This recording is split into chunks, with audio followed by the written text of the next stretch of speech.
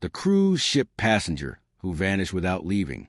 The ocean was calm as the luxury cruise ship Ocean Sovereign sailed to the Caribbean, carrying more than 4,300 passengers and crew. Every movement on board generated data. Every cabin door required a key card. Hundreds of cameras monitored nearly every public space. Security experts often describe modern cruise ships as some of the most monitored environments on Earth. Yet on the fourth night of a 7-day voyage, one passenger disappeared without a trace.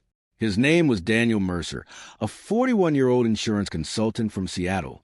Friends described him as careful, organized, and private.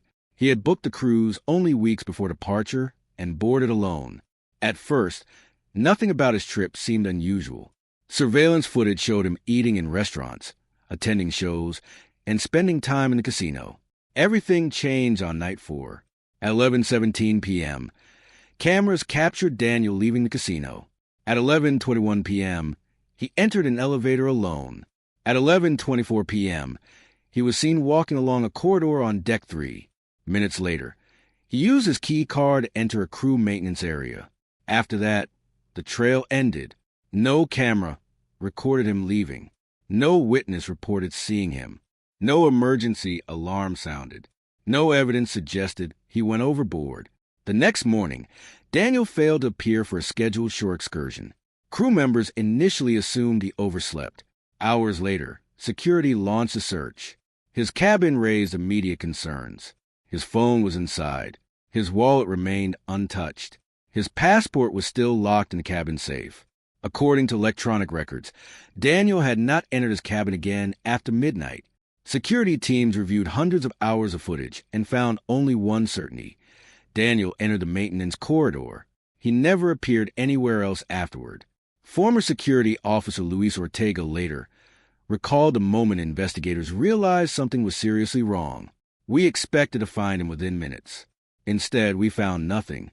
Keycard logs showed no purchases, no restaurant visits, no internet access, and no recorded movement after 11:26 p.m. It was as though Daniel had vanished from existence. When the ship returned to Miami, federal investigators began examining his background. At first, his life appeared normal. Then forensic accountants discovered a hidden financial transaction. 3 weeks before boarding, Daniel had received $480,000 from a shell company registered in Cyprus. The money had then been moved through several international accounts before disappearing entirely. The discovery transformed the case. Investigators next focused on another passenger, Ethan Ross, a software entrepreneur. Surveillance footage repeatedly placed Ethan near Daniel throughout the voyage. When questioned, Ethan denied ever meeting him. After being confronted with video evidence, he changed his story, claiming they had met years earlier at a business conference. Investigators checked the records. No such conference existed. Ethan had lied. Then came an even more disturbing revelation. Forensic technicians discovered that footage from 2 security cameras covering the critical period between 11:28 p.m.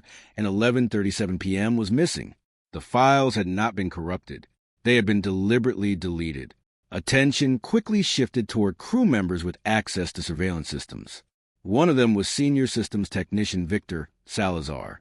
He denied involvement and blamed technical errors. For a time, investigators had little evidence to challenge his explanation.